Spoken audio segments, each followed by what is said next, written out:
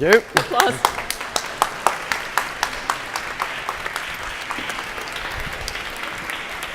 So I'll just leave this here.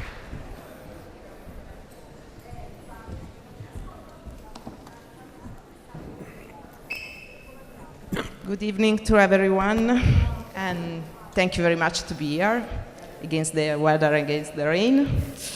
And first of all, I would love to say thanks to Arianna and Chris, because to be here again, it's like to be back, to be back at home.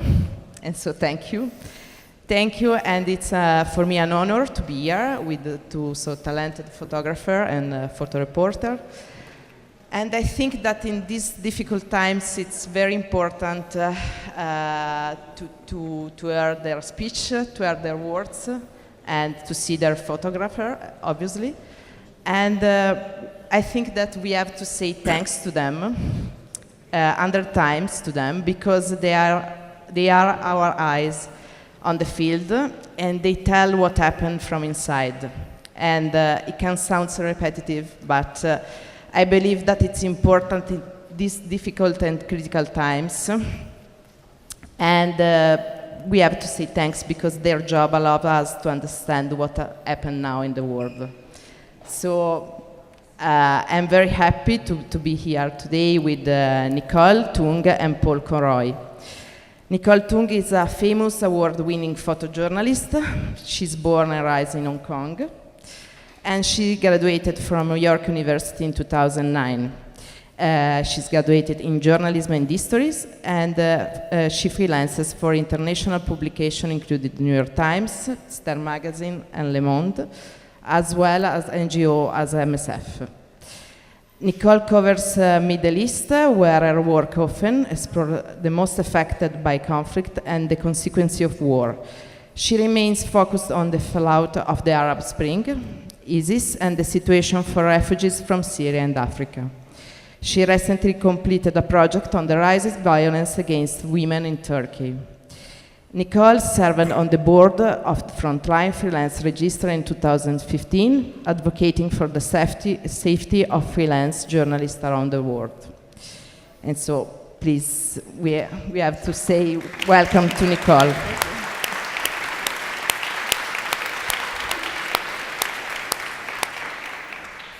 Paul Conroy is a photojournalist and documentary maker. He's born in Liverpool and began his career in the military, in the army. He has worked in war zone all over the world, taking photographs and making film for the BBC, Sky TV, and the Sunday Times. Conroy was one of the first journalists to enter in Libya when the uprising there began in 2011. And his talent meant he was soon teamed with the Sunday Times war correspondent Mary Colvin. Mary Colvin, one of the greatest war reporters of her generation and of our generation. He spent the next 6 months working in Libya with Colvin before working together again in Syria in early 2012. It was the last assignment together. Colvin was killed in a rocket attack in Homs in February 2012.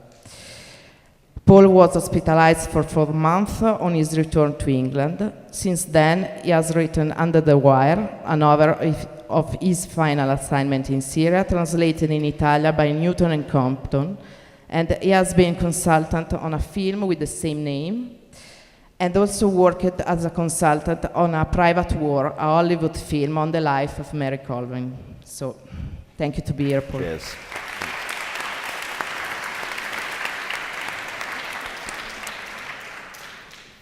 And so, Paul and Nicole, have you met both in Libya in 2011, if I'm not wrong? And have you seen thousands of deaths? And unfortunately, we see now as also big publisher in Europe, but also in United States, prefer for economical and political reasons to give less coverage to war. And it's something that for us it's something that it's a damage for everybody, I think. And why cover, I ask to you both, why cover a war on the field is so important. Because obviously we see, now we are discussing a lot of citizen journalism or social media and so on, but why it's important to be on the field? And this question is for you both. I think I got asked this question when I came out of Syria 7 years ago, you know, is our job still relevant?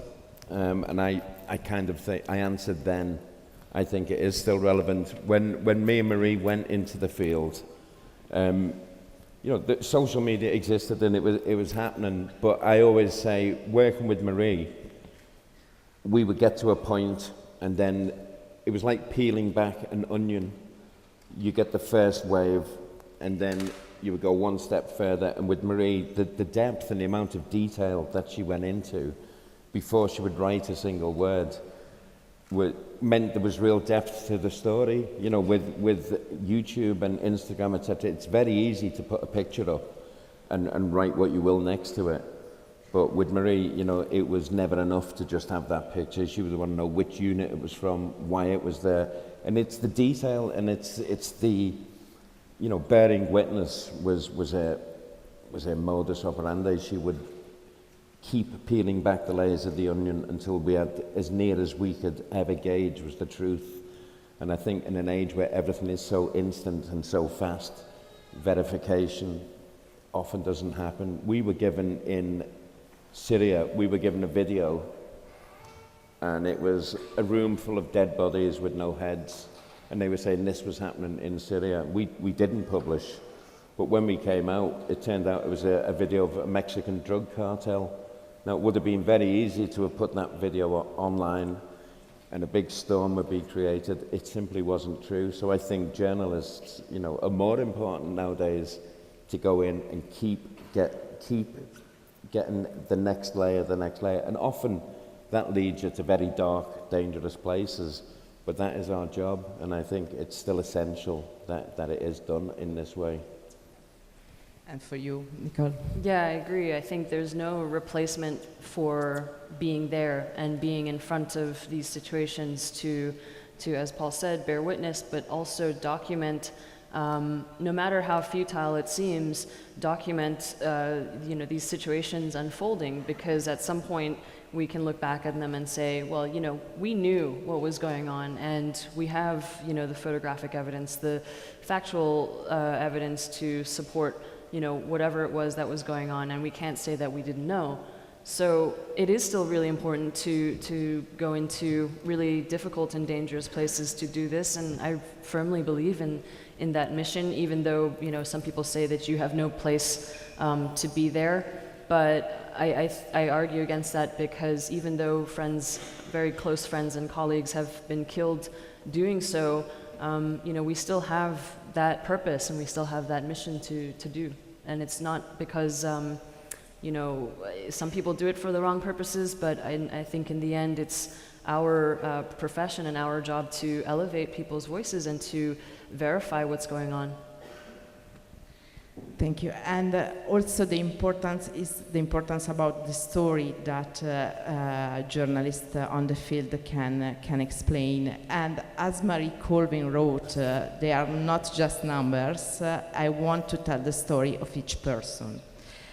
And we know that for Marie was a mission, and she has really spent and gave their lives for this. But my question is if it's really possible to give them a voice or a face or a voice, but because we came back at home and they remain there in the middle of the war, and so how it's possible? And this question is for all you both, obviously, to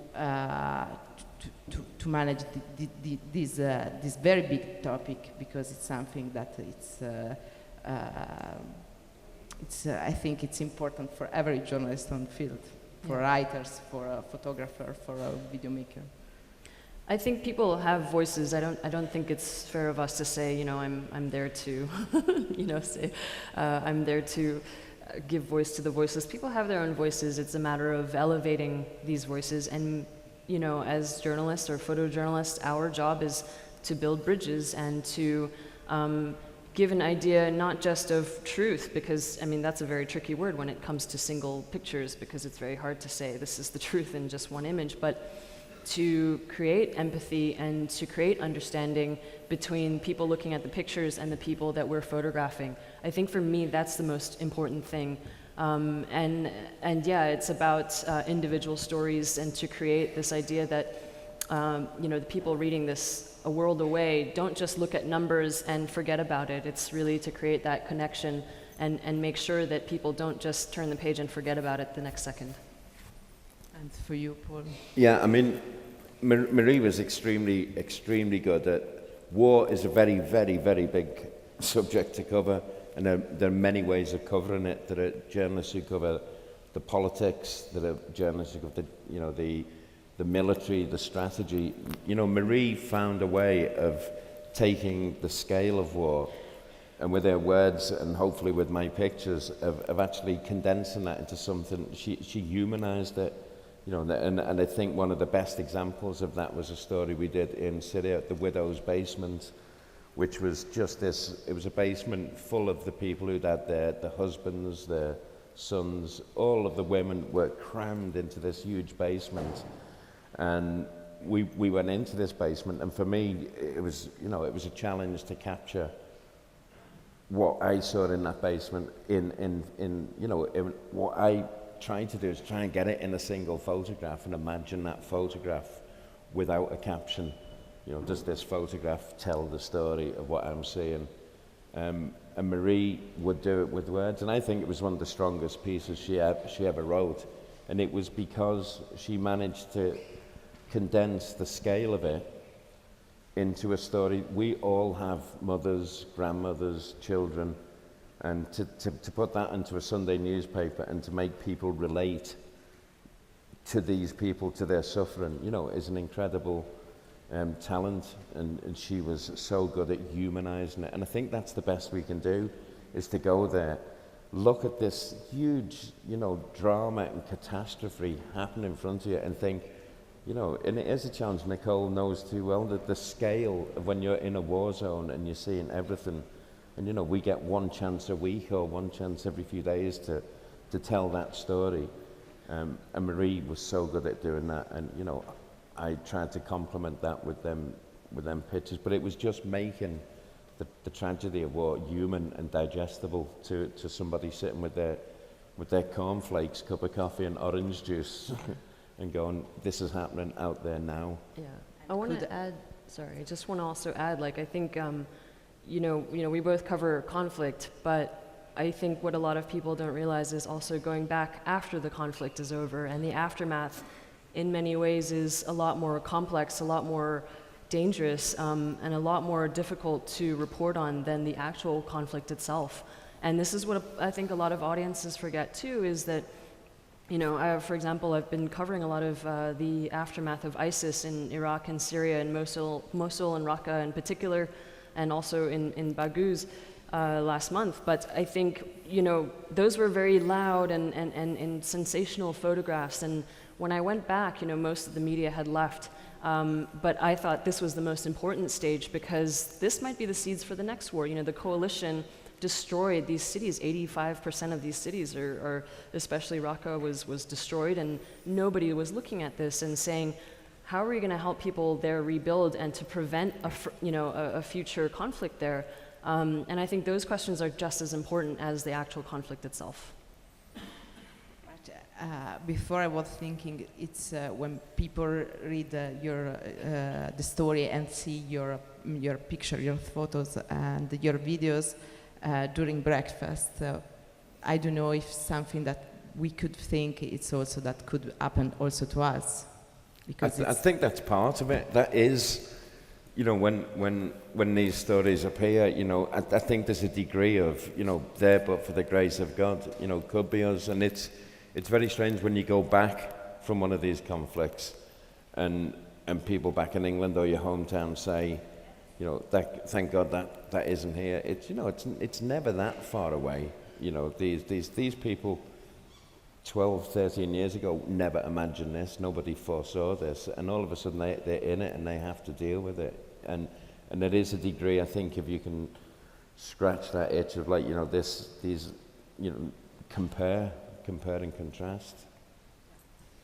But war is something, obviously, that it's something against nature, and obviously something that we are afraid of. But sometimes in the middle of war, strange things happen, and the most times are tragic, obviously, but sometimes are not. And in Under the Wire, Paul explains what he was doing in Camish Law when he met Mary Colvin 2003, for the first time.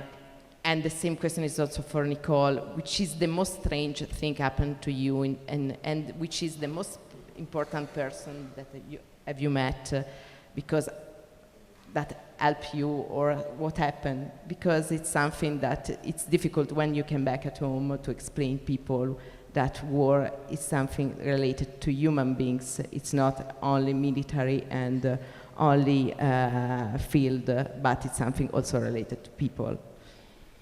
It's hard to say what the strangest thing is that's ever happened to me in the field. That, I mean, a lot of, and then when you ask me who are the most important people that I've met who've helped me, I honestly don't think that there's been one particular person that sticks out to me, but I think the most brave people that I've met who have, given me cause to not give up hope are the ordinary people who live through conflicts, who have nothing to do with the war itself.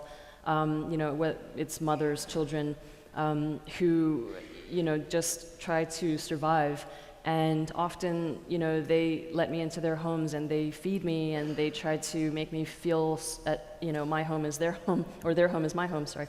And those are the kind of very human and very simple moments that I cherish the most, which sometimes it may sound very strange. People think, oh, well, they must have nothing to eat or whatever. They don't have anything to eat, but they'll find something for you to eat, and I think that for me is like just those connections that are made are, I think, the ones that stick in my head. And for you, Paul, obviously in 2003 was something strange happened, but not only in 2003. Right, there's a bit light to this bit. In 2003, before the last Gulf War, I was in a town called Qamishli in the northeast of Syria, which is basically a town in half desert. And there were about 40 journalists all trying to get into Iraq. And there was like a boat, traveled backwards and forwards, and it was unofficial. And to cross, you needed permission from the Syrian secret police. So every day, about 40 journalists would all go to this office, and we'd say, can we go to Iraq? And they'd say, no. And they'd say, but you can have a cup of tea. So we'd all sit down, have a cup of tea, and go back to this office. And after a month, I was fed up. So I thought, I'm going to build a boat. I'm going to make my own boat and sail into Iraq across the Tigris River. So I got 4 big inner tubes from a lorry in my hotel room in the desert and started making this boat.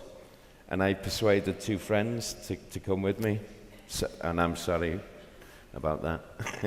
So I kind of was making this boat, and I was looking out of the window, and it was like desert, boat, desert. And then at midnight, when I'd made it, we rolled it up and lowered it out of the window into a taxi and drove to the Tigris River. At midnight, we start pumping the boat up, and then the army found us and started shooting at us and captured us. And so for 3 days, they questioned us, what were you doing at the river? It was like, nothing. And they were like, we found your boat. And it was like, oh. Eventually they released me and sent me back to the hotel, and none of the other journalists would talk to me. They were, oh, you've ruined our war. And so I was on my own in the hotel, kind of no friends. And the door opens. You were the bad guy. I was the naughty journalist. And the door opens, and there's Marie Colvin. And I'd never met him. She stands there, she goes, who and where is the boatman? And I was... And she came up and she went, boatman, I like your style. Can I buy you a whiskey? I was like, yes, please. And that's how I met Marie. So that was probably one of one of the loveliest moments I've had in a war zone. And, you know, something that years later we both used to laugh about how we met. And I think that was the basis of such a good relationship. And then start everything. And that was the beginning. Yeah. And Paul, have you been also a soldier before I was a shit soldier. The army hated me, and I hated the army. You wrote in your book, I were not comfortable with this role. No. Why? It was a mistake. You know, I was 16 when I joined the army. And for a year it was like, oh, this is not so bad. And after 1 year I was, this really is bad. This was a mistake. And so me and the army were, you know, for many years, they knew I wanted to get out. And because they knew I wanted to get out, they wouldn't let me out. So in the end, how I got out the army is I bought a big bag of hash and I hid it in my locker. And then I wrote a note and put it under the door saying, Conroy has hash in his locker. And so they raided my room and they're going, you've got hash. And I was going, ah! And then they searched my locker and they couldn't find it. And I was like, it's in the pocket. And they go, oh, okay.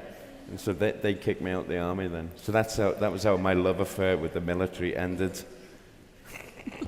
It's like with Maria, with the both, the same. And with Nicole before we were discussing why, and in 2019 we have to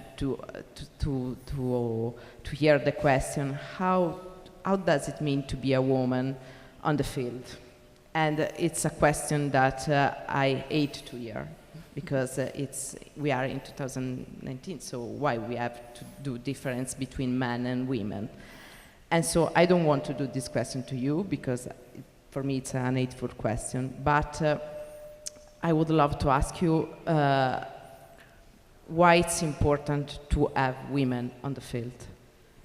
Yeah, I know, I understand. It's a funny question because it's like, well, what is it like to be a woman? Well, I'm just myself most of the time. But I do work in places that are very patriarchal and generally where, you know, men and women are segregated and usually don't mix. But I feel that, you know, being there is just as important because, you know, I have access to 50% of the population that my male colleagues often don't.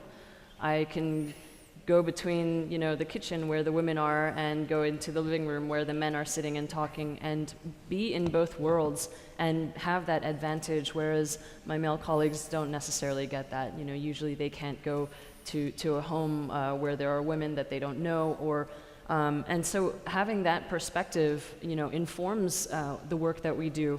And I also feel like it's still a challenge for women to go to dangerous places and work because editors are sometimes hesitant about sending us there, you know, because they think that the dangers for women are more than what men face. And in some cases it's true, but I honestly think that it's a misperception, and it's actually a disadvantage to not have more women in the field and in conflict zones reporting, because we're not getting half of the story.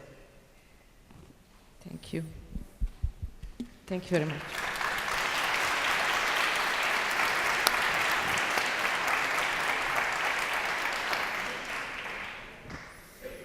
Thank you, and we hope that the next year we don't have to do the same question. Same. And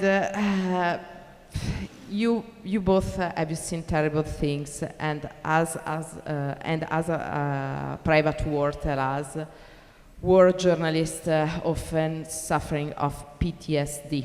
PTSD is post-traumatic stress disorder, and. My question, it's a private question, if you both have you suffer of this syndrome, and if yes, how it's possible to fix it, if it's possible? I'm not sure, because when I came out, they got this military doctor to talk to me, an expert on PTSD, and we had this conversation for hours, and he just turned around and he said, look, I think you're insane anyway. So he said, I can't tell if you have PTSD. He said, I can't tell where PTSD begins, and you are. And he walked away scratching his head. Okay, thank you.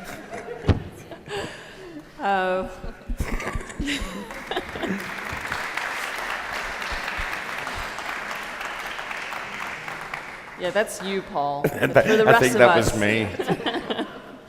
I mean, it is funny, but it is a real serious issue for many journalists covering not just conflict, but stories that are maybe that you find at home. I think these are you're having secondary trauma from listening to, let's say, for example, a rape survivor, or a mother who's just lost her child to a shooting or something. So these are things that you don't just get from a conflict zone, and I think that journalists are becoming better at recognizing the symptoms, but getting help is another matter. And I recognize this in myself, because when I went to cover Libya in 2011 at the start of the conflict there, I was 24 years old, and I didn't really have much experience. I witnessed a lot of really horrible things for the first time in my life. I lost friends.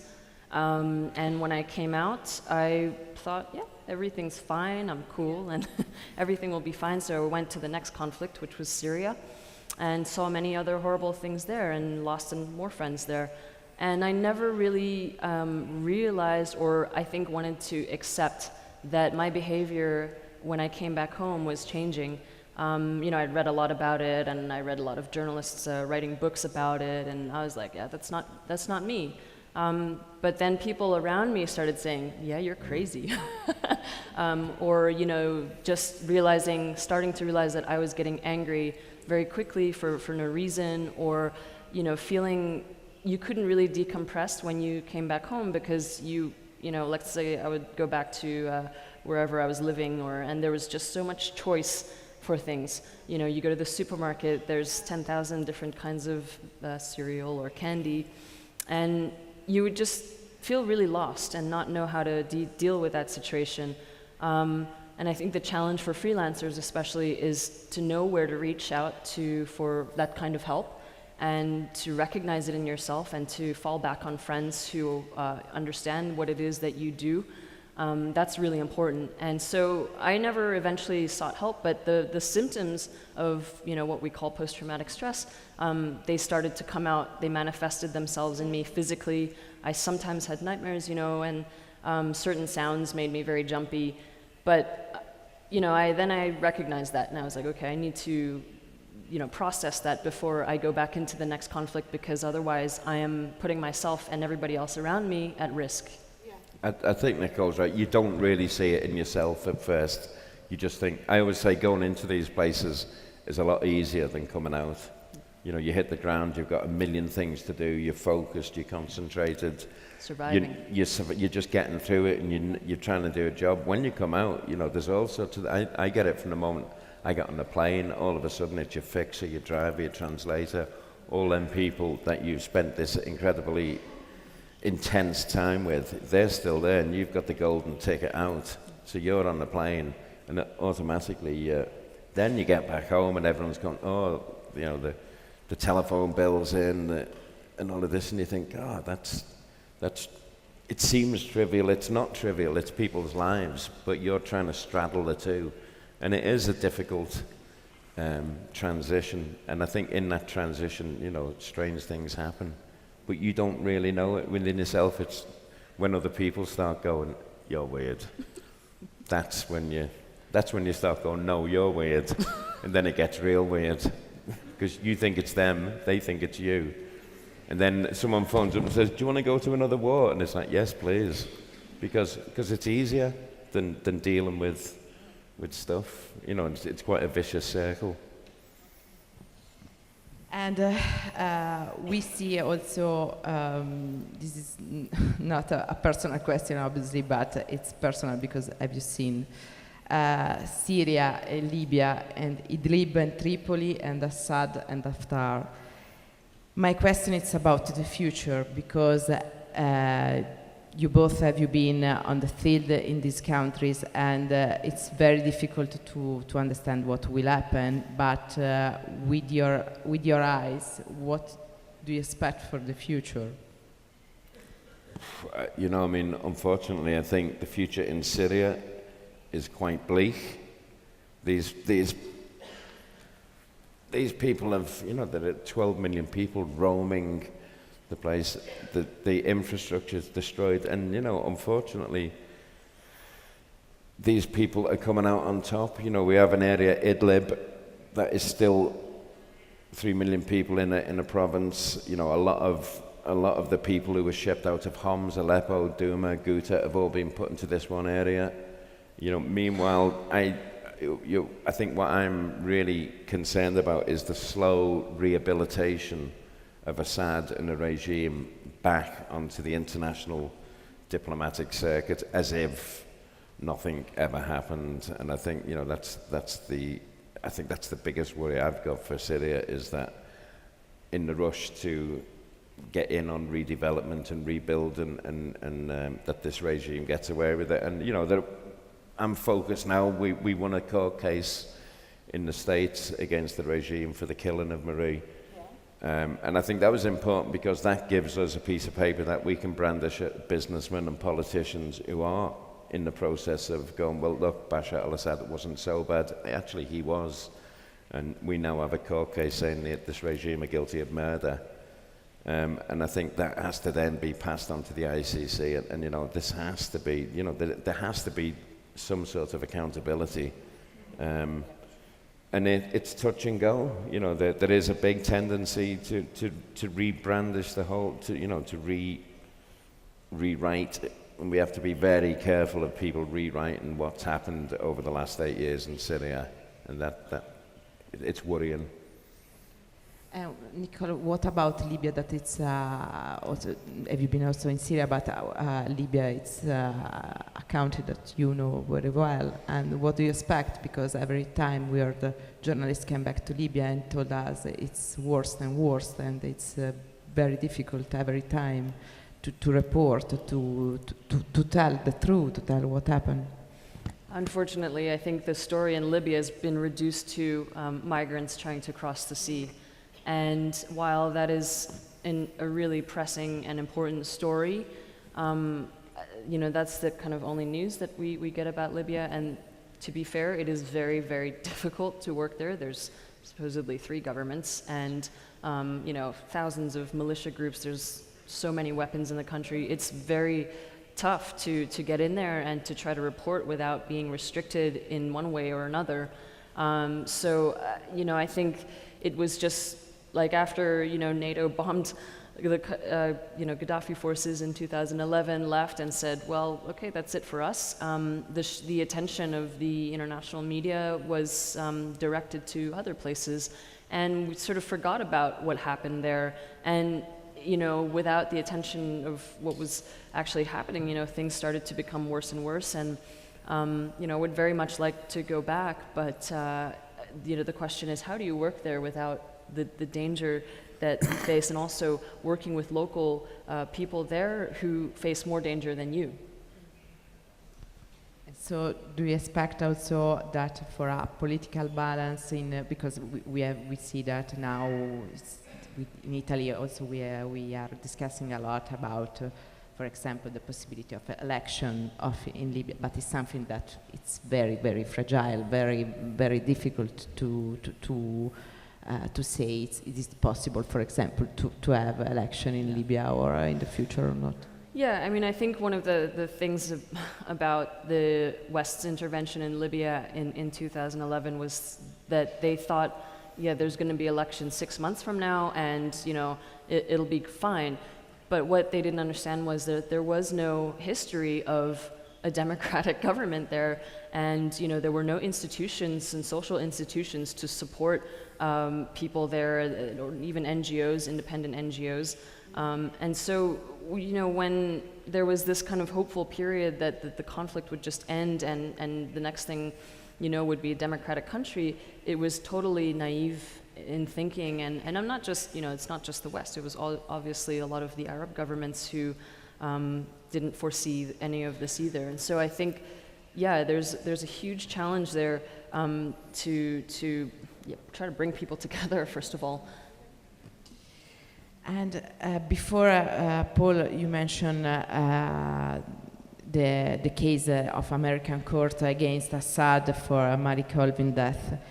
Generally, we see that nobody paid a price for killing a journalist, because it's something that happened a lot of times, but I think, correct if I'm wrong, that it's the first time that a court ruled something about against a politician for a death of a journalist. I'm not sure, but I think it's the first time. And do you both think that the protection for journalism from an international law side is enough? Because we see obviously a lot of group, a lot of NGO that are working on this, but we have never seen an international protection of journalists. What do you think about that? It's something that we need that you need for cover conflict zone, or journalists have to take a risk of their own because it's their job? It's always been a risk. Conflict reporting has always been, and there are actually there's certain conventions already in place that make it, theoretically it's against the law to kill a journalist. Under the Geneva Convention, we come in the same category as civilians. We are civilians. It's flouted left, right, and centre, though. There's almost never come back. And just over this few days, there are a lot of good organisations fighting for them rights. But Syria was a particular case of kill the messenger. Before we went into Syria, we were given a radio communication between the Lebanese intercept of Syrian radio traffic, and it quite clearly said any journalists found in or around Homs were to be shot or killed and have their body thrown onto the battlefield. That's before we went in. So that was policy. The Syrian journalists in Syria, when we went in, there was a kind of order of battle, and it was kill the doctors. The medical staff were absolutely targeted from the beginning in Syria. Next, it was kill the journalists, and third on the list was kill the guys with guns. So when you're facing, it's a state. This wasn't a terrorist organization. This was state policy of killing the messenger, and it's an uphill battle. Journalists in all walks of life. Investigative journalists, it's not just on the actual military front lines that journalists are under threat. Investigative journalists, they are getting hammered, and good luck to everyone trying to fight for these rights. I think, with the case in the States, it was one small battle, but it's a very big battle. When the mentality, if you kill the messenger, you can change the outcome. While that exists, it's really tough. And for you, Nicole, what do you expect? Because before we were discussing also about what happened to Jim Foley and to other journalists in Syria kidnapped by ISIS, but al-Nusra and then ISIS. The first question is about what asked before about the role, if it's possible for you to find a way in international law to protect journalists. And my second question is, then I will give you the second question because it's difficult. I think one of the problems with the murder of journalists is the impunity. I think less than 9% of the cases of murders of journalists has actually ever been solved. So this gives license to armed groups, governments, whoever, gangs, mafias, to do whatever they like with journalists and to silence them. And I think in 2017, that was the first year in which the murder of journalists had surpassed the murder of journalists in countries without armed conflict had surpassed countries where journalists were being killed in countries of armed conflict, where armed conflict was taking place. I think it was something like 55% of journalists that year were killed in places where there was no war. So we have to bear this in mind and think that, yes, in cases like Marie and Jim, who was a very close friend of mine, we have to find ways of pursuing, accountability. And that's very difficult, though. But also in local for local journalists, the same issue. UNESCO has a campaign to end impunity against journalists as well. And while it sounds good, putting it into practice and pursuing the perpetrators is very difficult.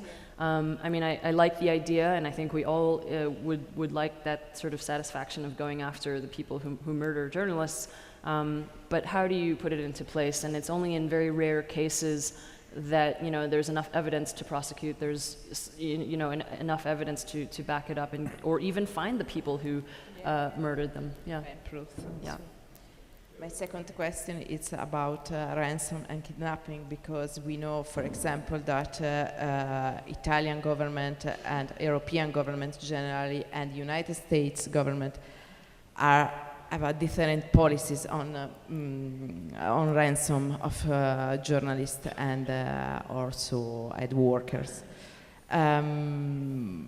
What do you think about this? I understand that it's a very difficult question, but if it's possible to find a balance, because obviously if everybody knows that a government pay for everybody, it's more easy that people from this country could be kidnapped, or it became a target. But also to say no, we don't pay anything, it's something that it's it's a very hard choice to take, because it's you to say no. I don't pay, I don't save your life. Do you think that is it possible to find a balance between these two points?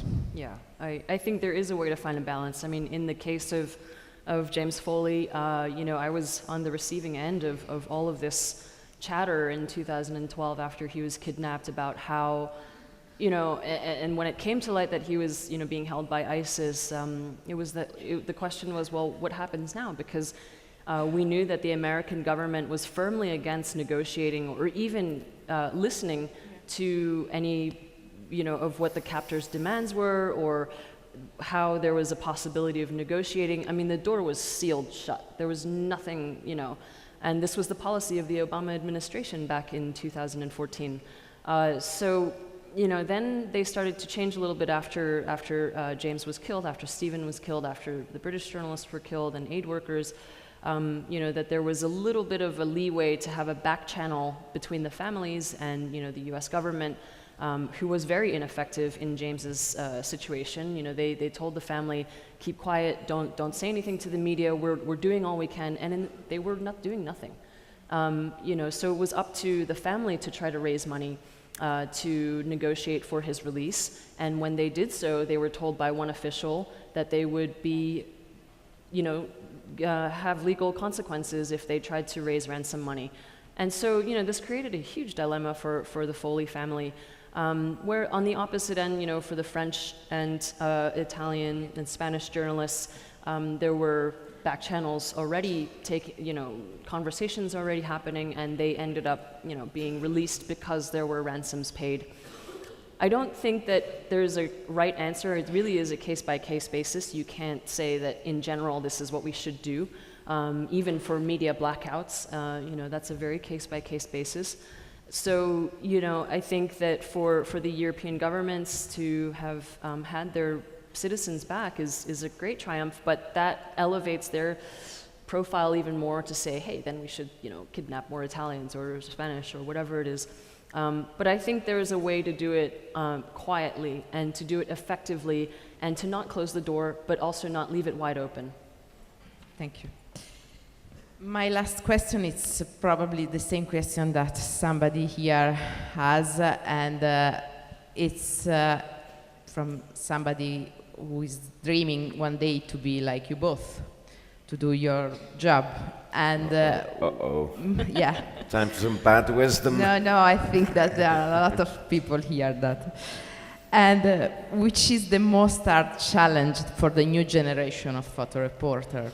because there are a lot. Probably the first one is to pay the rent, but I don't know. Look, I mean, it's not just a problem for up-and-coming journalists, it's a problem for current journalists, you know, the financial, you know, how do people make a living from this now, you know, and it's difficult anyway when you're established. And I think the business models for journalism are in flux. You know, in England, you know, we have paywalls or you have donations, you know, it is a case of not only getting your foot in the door, it is how to make an actual living from it. My advice for people wanting to get in it who are passionate, you know, is to take as much advice, you know, from that are groups specifically set up for freelancers, to get as much advice. But you know, it's also, you have to get through this. People often say, if I write to editors and proposals and that, you know, editors kind of look at something for 2.5 seconds and next.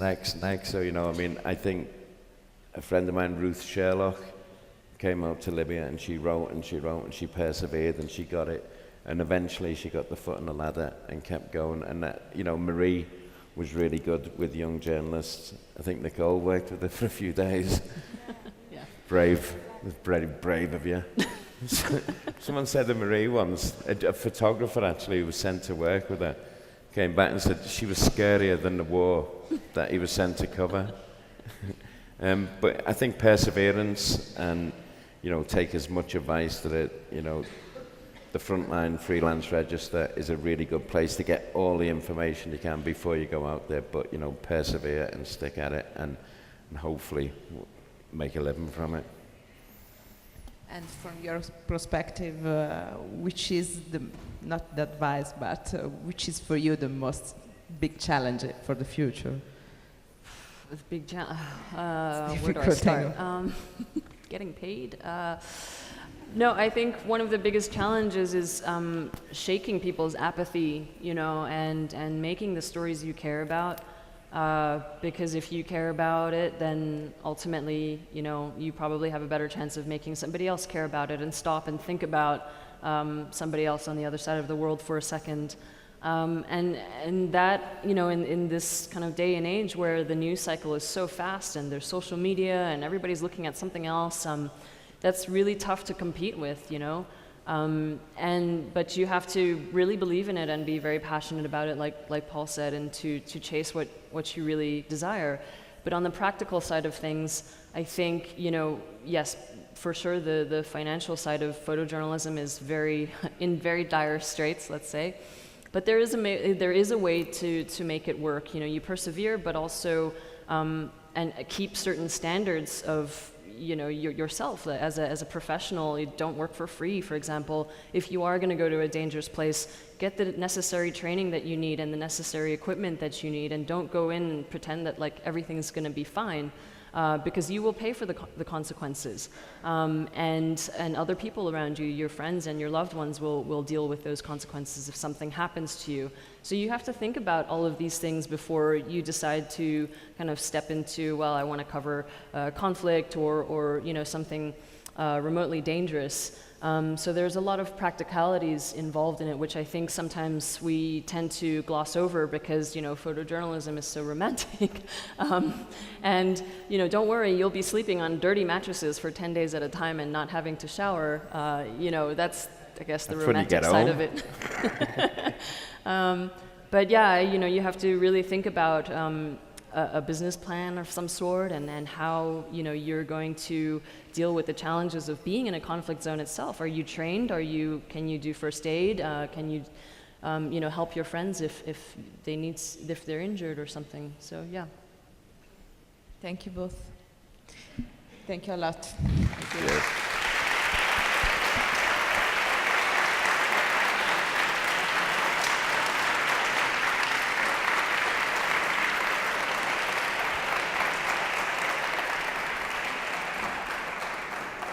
Credo che forse abbiamo tempo per 2 domande velocissime dal pubblico. Non so se abbiamo 5 minuti, credo. Ne raccogliamo 2. Then I give translation for you. If there are questions, somebody has question for it. Okay.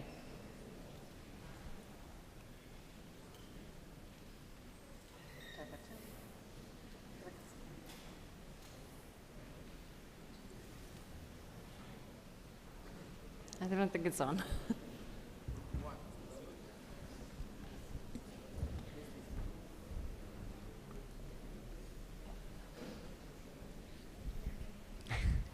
Hi, my name's Tillman. I'm from Deutsche Welle. I was just wondering, we saw some of your pictures up there on the screen, and I mean, for some of these pictures, you have to get incredibly close to the action or to what's happening. I was just wondering, how do you detach yourself emotionally from what's going on in front of you to get that picture, but not to be drawn into the situation too much? I tried as best as I can not to detach myself. You know, I have to kind of really be in it to take a good picture. I mean, this is my personal, you know, I have to just look at that whole situation, but pick out something that I always think of it as a single picture. I never think about it as a picture with 2,000 words or a picture with a caption. I always think, am I telling the story? And that, I think I know what you mean about some of the high impact stuff you see of people and humanity. But you know, you're there. You've made the choice to be there. You know, if you can't go the extra yard to take that picture, then you probably shouldn't be there. You really have to focus. And this is the, you know, if they find my camera and there's one picture on it at that point, does this picture tell the story? Otherwise, you're wasting your time. That's as best as I can put it. Yeah, I think you can't fully detach yourself from being there because, you know, you're there to document the situation. On the other hand, sometimes, you know, you encounter really emotional situations where you feel like you're being pulled in and, you know, you're witnessing you know, dead children or whatever is going on, and you don't know how do you react? How do you also get into people's spaces and, you know, document the worst moment of their lives? And that's really tough. Like the camera sometimes is that, you know, excuse to be there, and on the other hand, you have to be professional. You know, you can't just break down and lose yourself, and you do have to remain, you know, sometimes very kind of not detached, but to try to be as professional as possible in that situation and do your job as well. Thank you. They are saying to me that we have to close, and thank you very much. Thank you. Cheers. Thank you. Great.